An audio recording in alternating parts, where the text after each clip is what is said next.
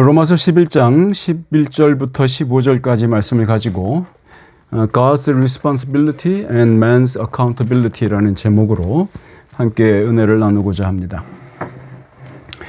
여러분, 우리 지난 시간에 함께 확인했었던 것은 뭐였냐면, 하나님께서 우리를 먼저 사랑하시는 그 미리 아심으로 그 은혜로 우리를 선택하셨다 하는 거였습니다.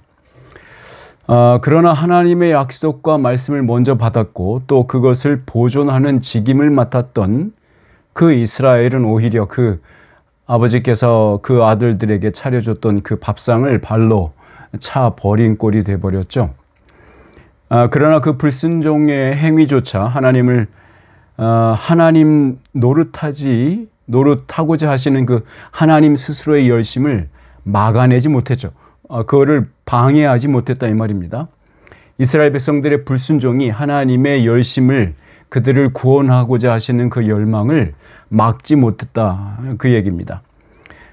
그래서 그 이스라엘 백성들은 그들의 불순종으로 말미암아 여전히 그들의 등은 굽어져 있었고요. 그리고 눈은 흐려서 보지 못하는 상태에 있었고, 그런데 그들을 향해서 하나님께서는 자신의 손뿐만이 아니라 마음도 활짝 열어놓고 계신다라고 이렇게 얘기했던 걸 기억하시죠? 여러분, 바울이 이해했던 그 하나님의 구원 계획과 그분의 열심은 분명히 열매를 맺으실 것임이 분명하죠. 전능자 하나님께서 자신의 일에, 자신이 하고자 하시는 일에 실패할 일이, 그럴 가능성은 전혀 없는 겁니다. 전능하신 하나님이시니까요. 그래서 바울은 오늘 본문의 말씀을 이렇게 기록하고 있는 것 같습니다. 오늘 본문 말씀은요, 단지 한때 불순종했던 자기의 백성을 다시 돌아오게 만드실 것이라는 것, 그것뿐만이 아니라 우리 안에서 자신의 구원을, 하나님 자신의 구원의 일을 시작하신 분께서 우리를 어떻게 끌고 가실 것인지에 대해서도 말씀하시려는 것 같습니다. 모쪼록 이 말씀을 통해서 우리 모두의 영혼이 우주 최강자의 성벽 안에서 보호받고 있다는 그것을 깨닫게 되시는 시간이 되길 바랍니다. 여러분, 우리는 그 성벽 안에서 아는 만큼 보이고 보는 만큼 행동할 수 있습니다. 하나님의 놀라운 은혜로 기쁜 한 시간이 되기를 주님의 이름으로 축원합니다. 아멘. 우리 지난 시간에 봤던 구절들에서 바울은 이스라엘 백성 중에 택함받지 못한 그런 사람들의 상태를 우둔하다라고 묘사하고 있었던 거 보실 수 있을 겁니다. 여러분, 그들은 하나님께서 잘 차려주신 그 밥상을 먹고 기뻐하고 배불러 하지 않았어요. 그리고 그 하나님이 주신 그 음식이 주는 영양분으로 하나님의 백성의 신분과 지위에 어울리는 그런 행동을 함으로써 만방에, 정말로 모든 이방에 하나님의 영광을 드러내는 빛이 되었어야 했죠. 그런데 그렇게 하지 못했었습니다. 그런데 그들은 너무도 그 은혜 가득한 밥상을 앞에 놓고 구경만 하고 있었고, 또 더군다나 다른 사람이 그 밥상을 건드리지도 못하게, 아무도 못 건드리게 그냥 철두철미하게 막아놓고만 있었죠. 밥을 먹지도 않고 구경만 하면서 다른 사람들이 밥상에 접근하는 것을 막 막아버렸죠.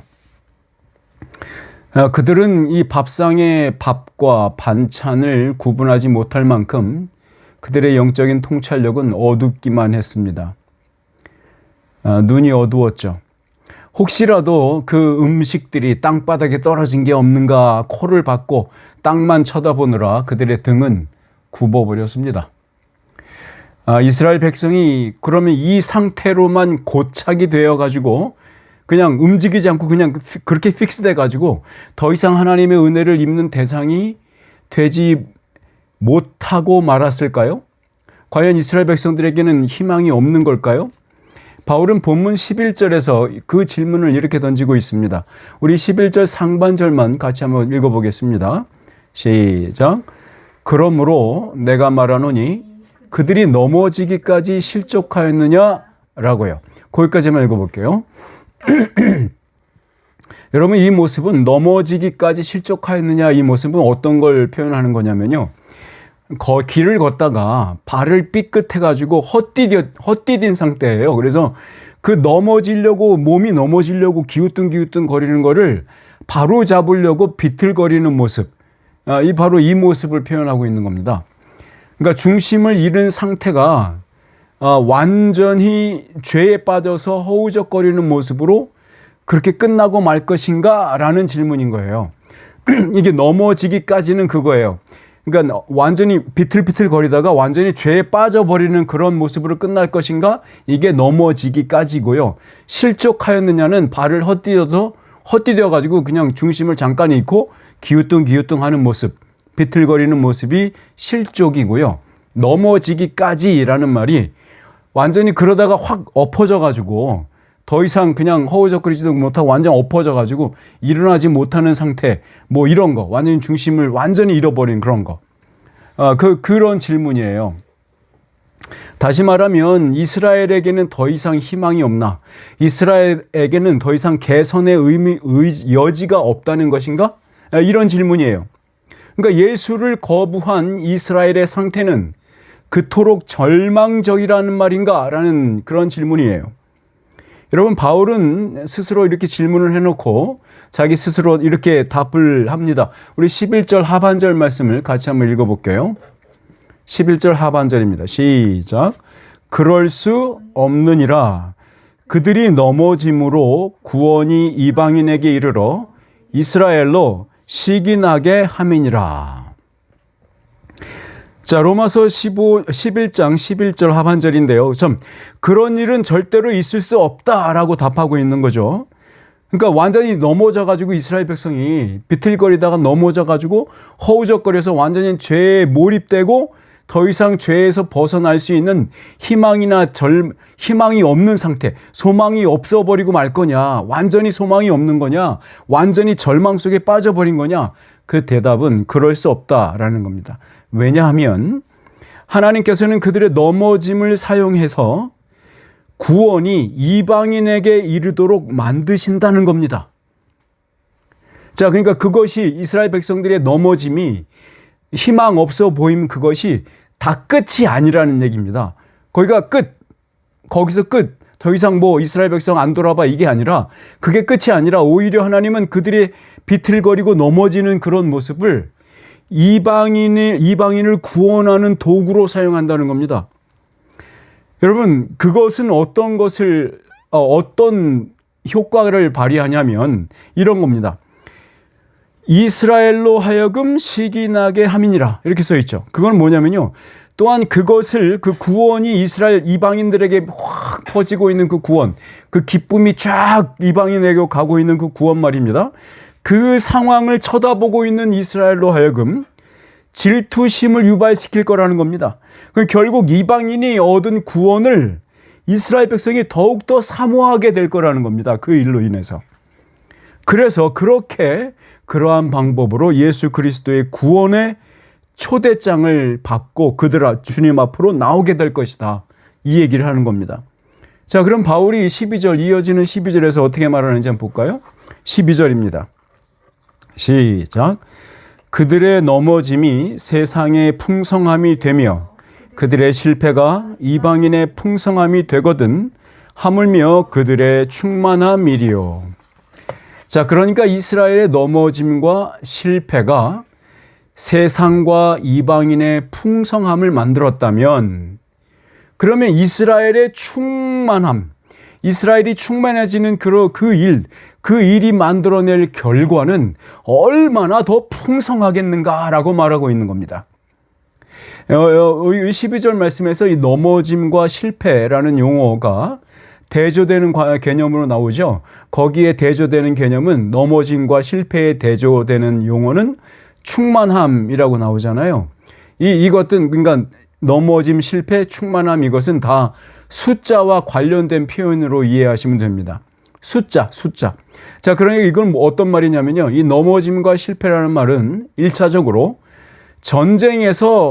전투에서 패배함으로써 숫자가 감소하잖아요. 병사들이 전투에서 막 싸우다가 죽잖아요. 그러니까 이제 병사들이 100명이었다가 50명으로 줄고 그러잖아요. 죽어가지고. 바로 그 상태를 의미하는 겁니다. 병사들의 숫자가 감소하는 것, 그것을 의미하는 게 넘어짐과 실패예요. 거기에 대비되는 표현으로 충만함이라는 용어가 여기 등장하고 있는 겁니다. 그러니까 이스라엘 백성들이 빠진 그 허물과 죄를 표현하는 이 실패라는 말은요, 국가 간의 전쟁이 났다고 상상을 해보세요. 그 전쟁이 한창 벌어지고 있는 전쟁터에서 볼 수 있는 것을 의미하고 있는 겁니다. 그거를 이게 이제 이미지 언어로 지금 얘기하고 있는 거예요. 그러니까 전쟁터 한쪽 구석에서 벌어지고 있는 이 작은 전투에서 패배한 상태를 의미하는 겁니다. 자, 국가 간의 전쟁이 벌어졌어요. 그런데 그 전쟁 안에서 여러 소규모 전투가 벌어지잖아요. 여기 구석, 저쪽 구석 이렇게. 어느 한 구석에서 소규모 전투에서 패배한 걸 말하는 거예요.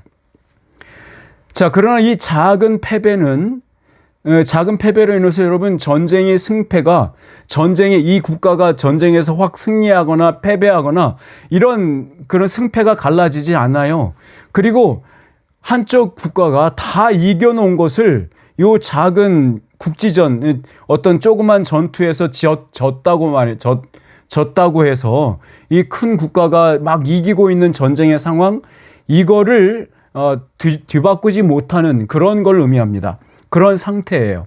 자, 말하자면 지금은 이스라엘 백성 중 택함 받은 자의 숫자가 많지 않다, 미미하다라는 얘기입니다. 그러니까 실패함, 넘어짐, 실패, 실족 이런 것들은 다 뭐라고요? 이스라엘 백성 중에 남은 자, 이스라엘 백성 중에서 하나님께서 부르기로 작정하셔서 선택을 받은 자, 예수 그리스도를 영접하여 믿음으로 나온 자, 요 숫자가 미미하다, 작다, 숫자가 조금이다, 이 얘기입니다. 그러니까 이렇게 말하는 바울의 요점은 뭐냐면요, 그 미미한 숫자를 가지고 이방인 중에서 택함받은 숫자를 엄청나게 많이 만들어냈으니까, 그러니까 이스라엘 백성의 택함받은 숫자가 쪼그라들음으로써 이방인의 택함받은 숫자가 엄청나게 많이 불었잖아요. 그렇죠? 그렇기 때문에 이 이스라엘 백성 택함받은 자의 숫자가 만약에 넘쳐난다면 온 세상에 누릴 그 엄청난 구원의 풍요로움과 충만함이 얼마나 많은 숫자가 될 것인지를 기대하면서 미리 감격하고 있는 거예요. 바로 그게 12절입니다. 그러니까 하나님은 자신의 언약 백성을 구원하시는 일을 포기하시지 않았다는 겁니다. 이스라엘을 향한 하나님의 구원의 열정이, 하나님의 집념이, 하나님의 열심이 포기하지 않았다, 없어지지 않았다, 그 얘기입니다. 그러니까 바울은 이 신실하신 예수 그리스도께서 자신이 하시는 그 구원의 일에 지금도 매진하고 계심을 보고 있는 것이고, 그것 때문에 기뻐하는 겁니다. 그러니까 바울이 이렇게 주님께서 일하시고 있는 방향, 이것이 주님께서 일하시고 있는 방향임을 확증하는 이유가 무엇일까요?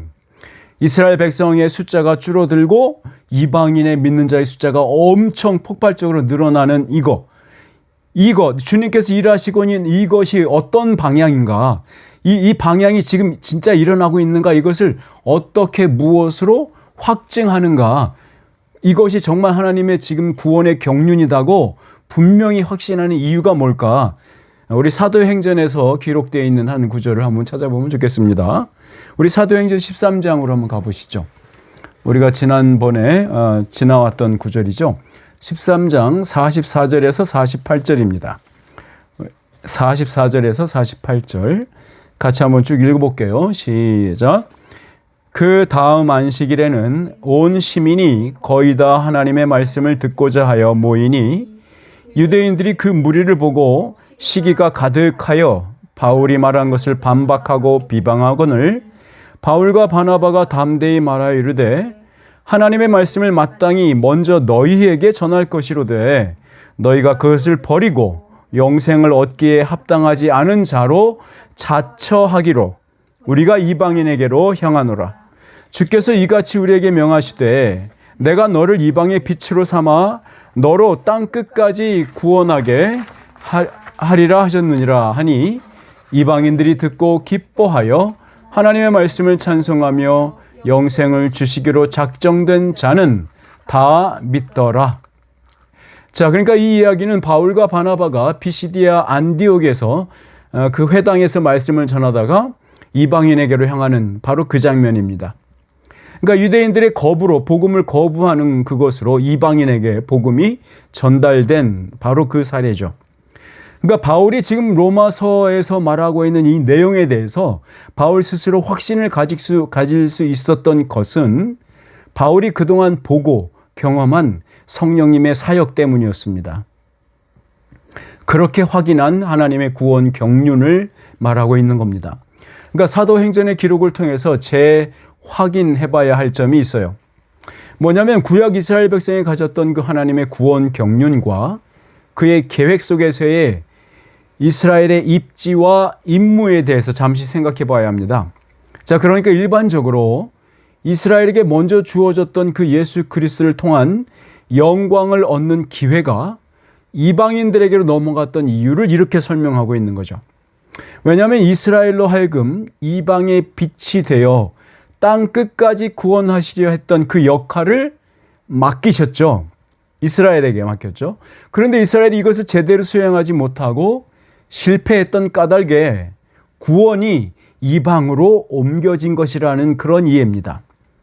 그러니까 유대인 동족들이 복음을 받아들이지 않기로 스스로 결정한 그 일이 바울로 하여금 이방인들에게 복음의 빛을 전달하게 하고 있다. 바로 그겁니다.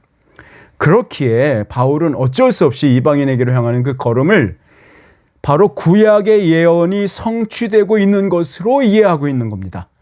구약에 예언됐던 그 말씀이 자신의 사역들을 통해서 지금 성취되고 있다. 바로 지금 그 시기다. 이렇게 이해하고 있는 것이다 이 말입니다. 결국 유대인의 거부가 실제로 이스라엘 중에서 택함받은 자기 자신과 바나바를 통해서 이방인들에게 빛이 되어야 한다는 그 원래의 사명을 감당하게 하고 있다는 겁니다. 예언이 성취되고 있다 이 말입니다. 거기에서 우리가 분명히 알 것은 여러분, 예수 그리스도 자체를 이방의 빛이라 말하고 이스라엘 영광이라 말했던 누가복음 2장의 기록을 이해하실 겁니다. 아기였던 예수 그리스도를 얼싸안고 그 아기를 바라보면서 예언했던 그 장면 있지 않습니까? 이스라엘의 영광이요 이방인들에게 빛이다. 이렇게 말이죠.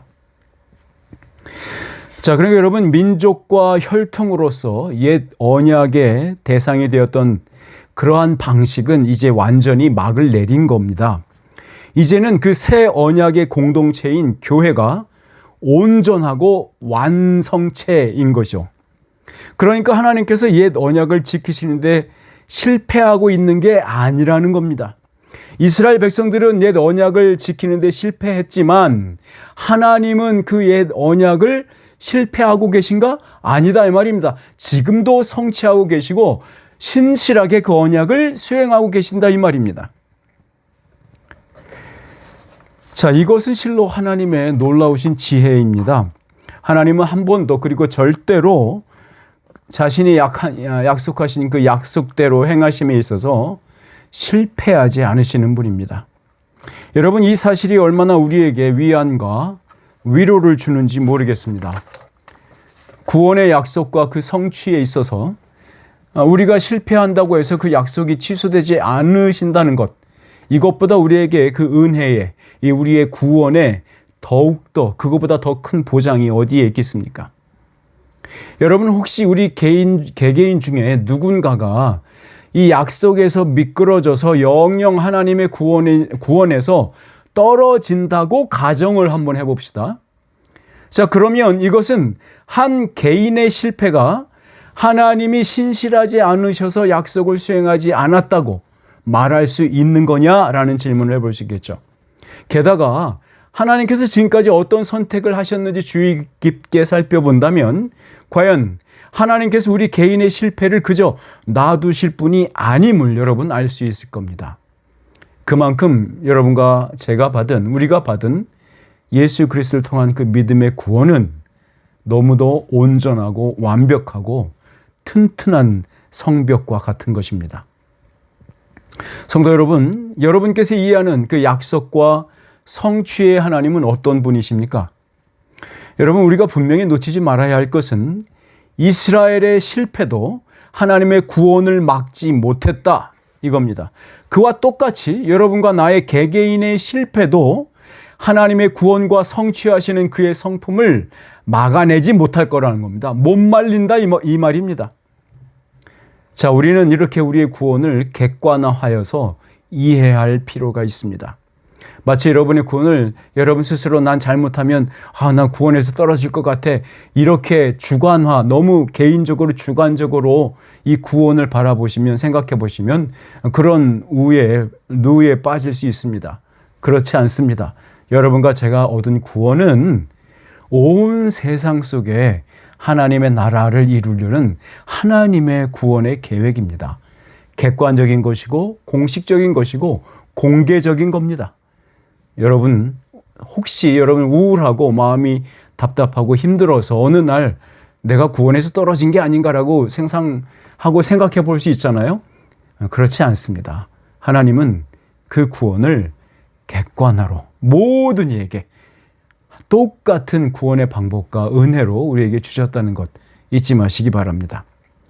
자, 여러분, 이쯤에서 우리가 하나 잠깐 살펴보고 넘어가야 할 것은 뭐냐면요. 이제 로마서에서 지금 우리가 11장에 와 있는데요. 이제 11장 9장부터 넘어서 9장부터 우리가 11장 여기까지 와 있는데 9장부터 우리가 살펴보면서 약간의 다른 용어가 등장하고 있다는 것을 눈치채셨을 거예요. 그건 뭐냐면 유대인과 이스라엘인 이 두 용어를 바울은 전혀 다른 방법으로 혹은 전혀 다른 관점을 가지고 그러한 사용법을 가지고 이 두 단어를 사용하고 있다는 겁니다. 그러니까 유대인과 이스라엘의 뉘앙스 차이를 짚고 넘어가야 할 것 같다는 겁니다. 왜냐하면 우리가 이것을 짚고 넘어가지 않으면 이 두 용어가 가지고 있는 그 차이점을 인지하지 못한 상태에서 로마서를 읽게 되면 혼잡하게 돼요. 약간 아리송해지게 됩니다. 그래서 여기서 잠깐 살펴볼 텐데, 이 로마서에서 이 바울이 쓰고 있는 유대인이라는 말은요, 세상 속에서 복음을 전해야 할 혈통적 대상이자 율법주의에 갇혀있는 자들을 부르는 명칭에 가깝습니다. 그러니까 율법주의, 율법과 관련해서는 언제나 유대인이라는 말을 써요. 자, 그러니까 이 바울은 유대인이라는 말을 로마서 1장에서 8장까지만 주로 사용하고 있다는 것 보시면 아마 이해가 빠르실 것 같아요. 그러면 이스라엘은 뭐냐? 이 이스라엘이라는 말을 쓸 때는요, 이스라엘은 유대인이라는 이런 겉껍질, 그 겉껍질, 딱딱한 껍질 안에 있는 말랑말랑하고 부드러운 속살과 같아요. 이스라엘은 그런 겁니다. 그러니까 이스라엘은 속살, 그리고 유대인이라는 말은 겉껍질이다, 이렇게 이해하시면 됩니다. 그러니까 하나님께서 아직도 포기하지 않고 계시고 여전히 구원으로 부르시를 그 택함 받은 그의 백성이 속한 그룹, 그것을 이스라엘이라고 구분해서 명명하고 있는 겁니다. 그러니까 이스라엘인은 하나님의 구원 역사 속에서 영원한 언약과 신비한 계획을 담고 있는 거룩한 신학적인 명칭으로 바울이 사용하고 있다, 그렇게 이해하시면 되겠습니다. 바울은 스스로를 그 택함받은 이스라엘 중 하나라고 하는 그 분명하고도 객관적인 이해를 자기 스스로 자기 이해를 가지고 있었죠. 그러니까 바울의 마음은 얼마나 신났겠습니까? 자, 그토록 자신의 조상과 지금의 유대인들이 철저히 복음을 거부했고 약속을 지키는 데 실패했지만 거기가 끝이 아닌 것, 또한 그 일을 자신을 통해서, 바울 자신을 통해서 그 영광의 구원의 빛이 외부 이방인에게로 환하게 펼쳐지고 있다. 빛을 쫙 비춰주고 있다는 그 사실, 그 사명을 맡았다는 것, 그것을 인식한 그 바울이 얼마나 기뻤겠습니까? 바로 그 말씀이 그 13절에서 14절 말씀에 나오고 있는데요. 여기 바울이 이방의 빛이 되는 예수를 전하는 그 사도의 직책을 얼마나 자랑스러워하고 있는지 여기 이렇게 써 있습니다. 우리 13절, 14절 말씀 같이 읽어볼게요. 시작. 내가 이방인인 너희에게 말하노라.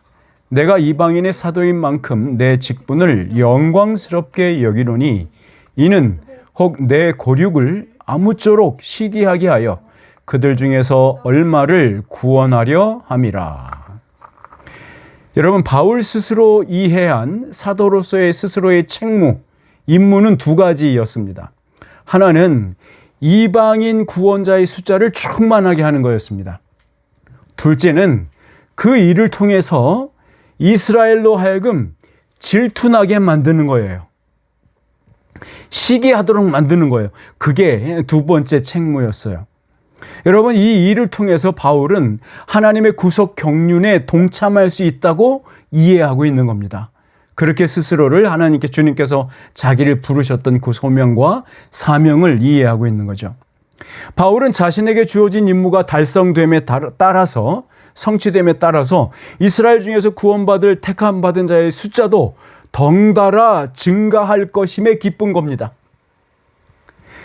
자기가 이방인에 가서 이방인에게 빛이 되어서 이방인의 빛으로 복음을 전했을 때 이방인들이 빛으로 나오고 예수 그리스도를 믿음으로 구원받는 그 숫자가 점점 많아지면서 바울은 뭘 기대한다고요? 유대인, 이스라엘인, 그 이스라엘이 시기와 질투로 자신의 원래 자기의 것을 되찾으려고 하는 질투심으로 예수 그리스도를 믿는 믿음으로 나오는 숫자가 점점 많아질 것을 기대하고 있다 이 말입니다.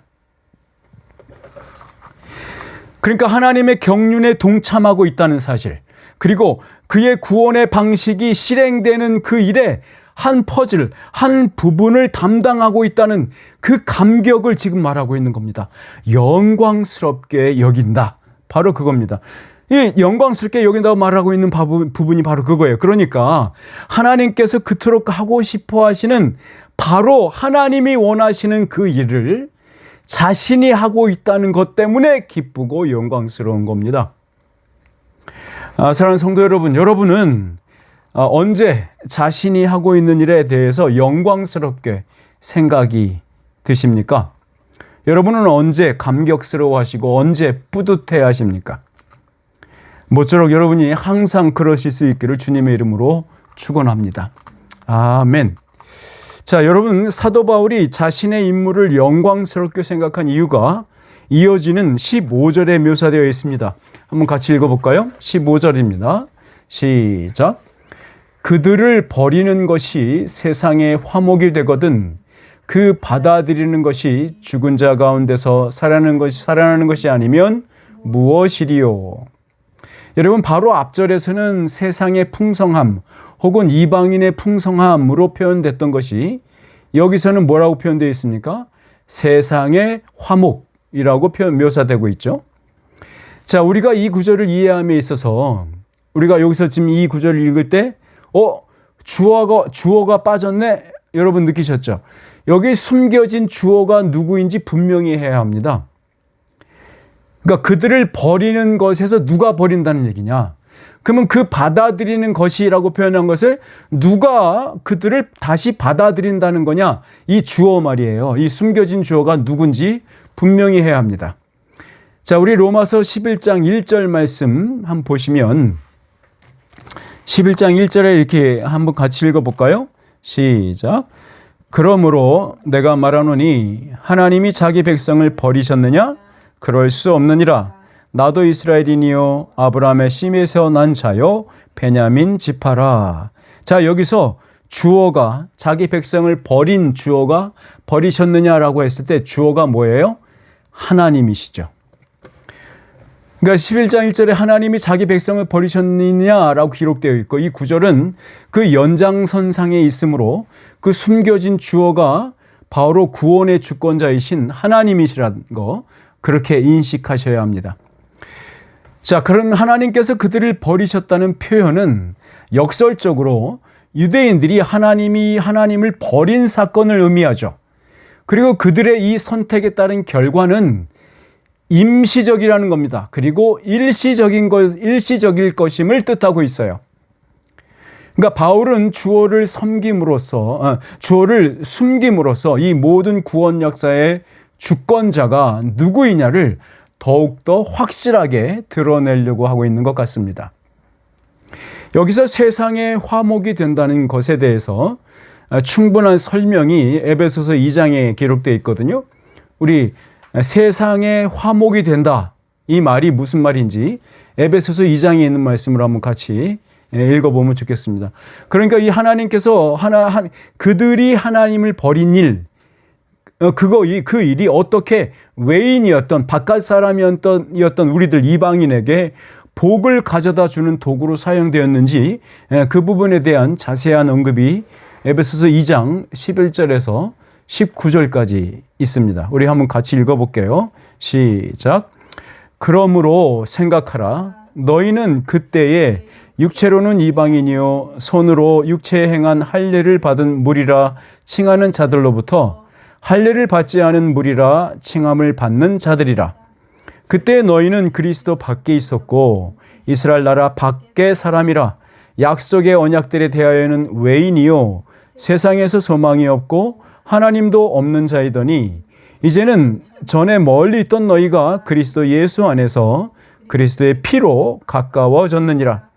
그는 우리의 화평이신지라 둘로 하나를 만드사 원수된 것 곧 중간에 막힌 담을 자기 육체로 하시고 법조문으로 된 계명의 율법을 폐하셨으니 이는 이 둘로 자기 안에서 한 새 사람을 지어 화평하게 하시고 또 십자가로 이 둘을 한 몸으로 하나님과 화목하게 하려 하심이라.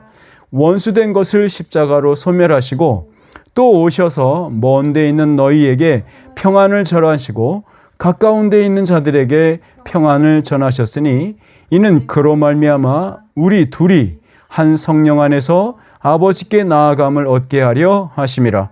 그러므로 이제부터 너희는 외인도 아니요 나그네도 아니요 오직 성도들과 동일한 시민이요 하나님의 권속이라. 아멘. 여러분, 세상의 화목이 된다는 것이 의미하는 바는 한마디로 말하면 그리스도의 십자가라는 강력한 강력한 접착제가 이방인과 이스라엘이 하나의 몸으로 붙여버리고 그렇게 하나 된 몸으로 하나님께 같이 예배하러 나아갈 수 있게 된 것, 이것을 뜻하는 겁니다. 그러니까 유대인들이 예수 그리스도를 거부하고 내버린 일이 이방인들에게 복음의 빛이 비추는 약속의 성취를 이루는 도구로 사용되었다는 것입니다. 여러분, 바울은 저들이 그렇게 메시아를 버리는 일이 이런 큰 결과와 놀라운 하나님의 나라를 준비하는 일이 되었다면, 그렇죠? 메시아를 버린 일이 이렇게 큰 놀라운 결과를 만들어냈다면, 그러면 만약에 그들이 복음을 받아들이는 일이 벌어진다면 그 결과는 얼마나 더 영광스러운 것일까 하고 감격하고 기대하고 있는 겁니다. 여러분, 여기서 바울이 기대에 차가지고 사용한 묘사가 뭡니까? 죽은 자 가운데서 살아나는 것. 야, 이 기대입니다. 한마디로 말하면 부활입니다. 여러분, 이 구절은 중의적인 의미를 담고 있어요. 한 가지 의미만 갖지 않고 몇 가지의 의미를, 여기서는 두 가지만 말해볼게요. 첫 번째는 뭐냐면, 그렇게 택함받은 이스라엘 백성들이 예수를 진정한 메시아로 인정하고 믿음을 고백하는 일이 벌어질 그 시기와 관련해서 죽은 자 가운데서 살아나는 것, 즉 부활에 대한 언급을 해석할 수 있어요. 뭐냐면 예수 그리스도의 재림의 징조를 알려줬던 내용에 그 내용인 종말의 마지막 결말, 종말 시대의 마지막 대단원에 일어날 일 중 하나로 보는 겁니다. 이것은 먼저 죽은 성도들의 육체적 부활이 일어나는 때와 맞물려서 벌어질 사건으로 이해할 수 있는 겁니다. 두 번째는 영적인 대부흥을 의미하는 것으로 볼 수 있어요. 이 부활과 같은 사건으로 표현된 이 현상은 온 우주적 교회가 겪게 될 상상할 수 없을 만큼 거대하고 폭발적인 영적인 부흥을 가져올 것이라는 것, 그것을 뜻하는 겁니다.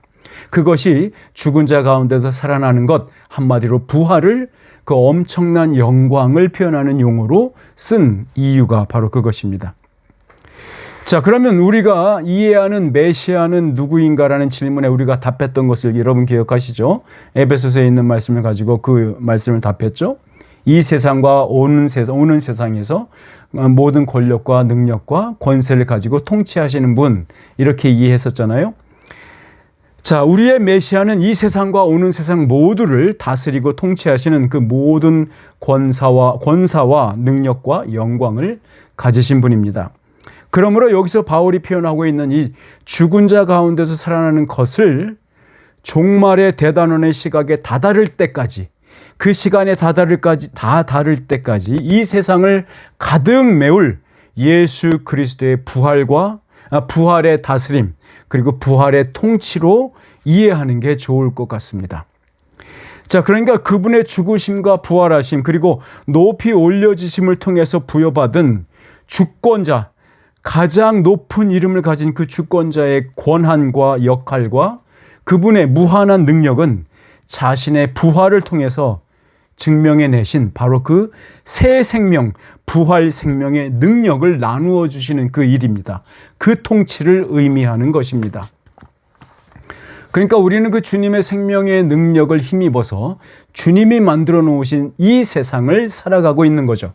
자, 바라기는 우리가 저들의 실패로 인해서 우리가 구원의 백성으로 들어왔던 것처럼, 그러니까 다시 말씀드리면 저 유대인들, 이스라엘 백성들의 실패로 우리가 구원의 백성으로 들어간 것처럼, 이제는 우리와 저 택함받은 이스라엘 백성들의 예수 그리스도를 받아들임으로 더욱더 큰 부활의 능력을 행사해 주십사 하는 것을 우리가 주님께 기도해야 하고 그것을 기대해야 하는 것입니다.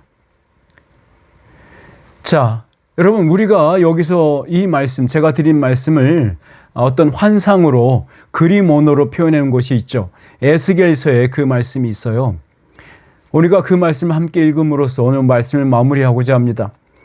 그 말씀을 읽으면서 여러분, 그 영광과 부활의 감격에 휩싸이는, 그리고 주님께서 약속하신, 바울을 통해서 약속하신 주님의 구원의 경륜의 그 마지막의 대단원의 아름다움, 그 멋짐, 부활의 폭발, 그 장면들을 한번 연상해 보시면서 그 영광에 휩싸이는 오늘 밤이 되면 좋겠습니다.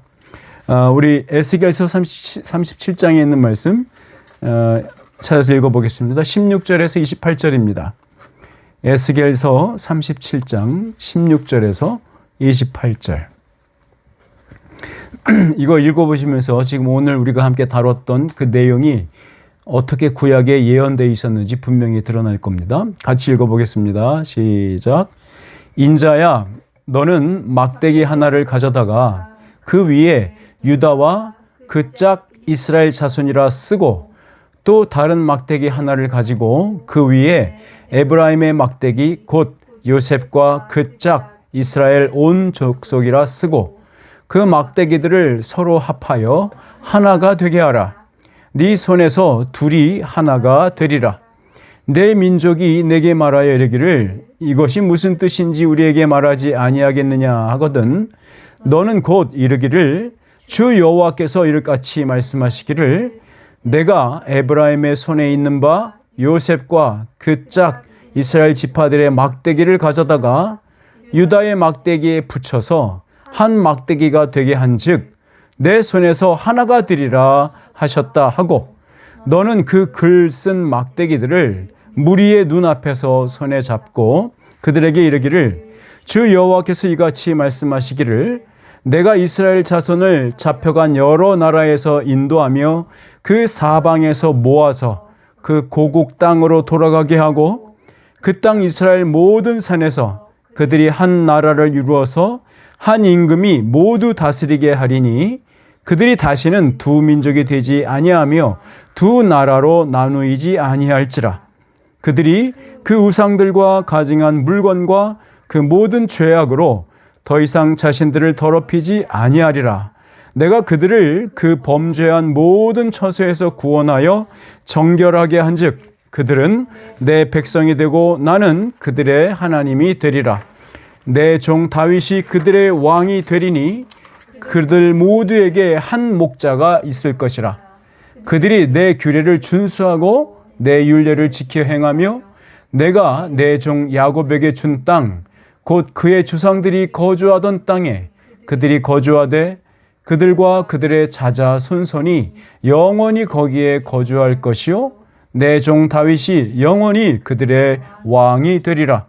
내가 그들과 화평의 언약을 세워서 영원한 언약이 되게 하고 그들을 견고하고 번영하게 하며 내 성소를 그 가운데에 세워서 영원히 이르게 하리니 내 처소가 그들 가운데에 있을 것이며 나는 그들의 하나님이 되고 그들은 내 백성이 되리라.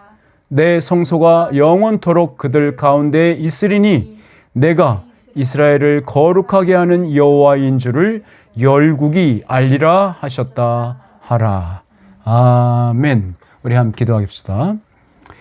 사랑의 많으신 아버지 하나님, 참으로 주 예수 그리스도의 구원의 백성으로 우리 이방인들을 삼아주시는 그 은혜와 주님의 지혜가 참으로 놀랍습니다. 아버지 하나님, 또 한 번 주님께서는 그들을 부르실 것이고 그때는 정말로 이 인류의 종말이 마지막 종말의 마지막 대단원이 마무리될 터인데 그때까지 우리로 하여금 이스라엘 중에 택함 받은 자들이 더욱더 예수 그리스도 앞으로 나오게 하는 그 전도와 선교의 문이 열려지게 도와주시고 또한 이 세상에 많이 퍼져 있는 모든 이방인들 중에서 구원받을 모든 사람들이 주님 앞에 나올 수 있는 그 구원의 문으로 저들이 초대받도록 우리가 그 초대장이 되도록 인도하여 주시옵소서. 아버지 하나님, 우리들로 하여금 복음을 두고 나가게 하시고 또한 이방의 빛으로 온전히 멋지게 살 수 있도록 도와주셔서 아버지 하나님, 힘들 때마다 힘주시고 위로해 주시고 우리가 지치지 않고 온전히 그 복음을 살아내는 멋진 사람이 될 수 있도록 하여 주시옵소서. 그러므로 말미암아 우리가 우리의 삶이 하나님의 구원의 경륜 속에 참여하고 있고 우리가 그 구원의 일꾼, 하나님이 일하시는 그 일에 일꾼으로 쓰임 받고 있다는 것에 감격하며 기뻐하며 그렇게 놀라운 영광으로 매일매일 살아갈 수 있도록 은혜 베풀어 주시옵소서. 이제는 우리 주 예수 그리스도의 은혜와 하나님 아버지의 크신 사랑과 성령 하나님의 감동감화 충만케 하시는 역사하심이 이제 말씀을 좇아 하나님의 구원이 인간의 실패를 두려워하지 않고 인간의 실패가 하나님의 구원을 막지 못함을 오늘 말씀을 통해서 다시 한번 확인하며 기뻐하는 범위와 하나님께 사랑하는 자매와 형제들의 머리 위에 이제로부터 영원토록 함께 있을지어다. 아멘. 감사합니다. 오늘 예배를 마쳤습니다. 오늘 예배에 참석해 주셔서 감사드리고요. 고맙습니다. 건강하시고요. 날씨가 갑자기 바람 불고 추워졌습니다. 따뜻한 물 좀 많이 드시고 목 관리 잘 해주시고 그러시면 좋겠습니다. 우리 양손을 흔들면서 샬롬 하면서 우리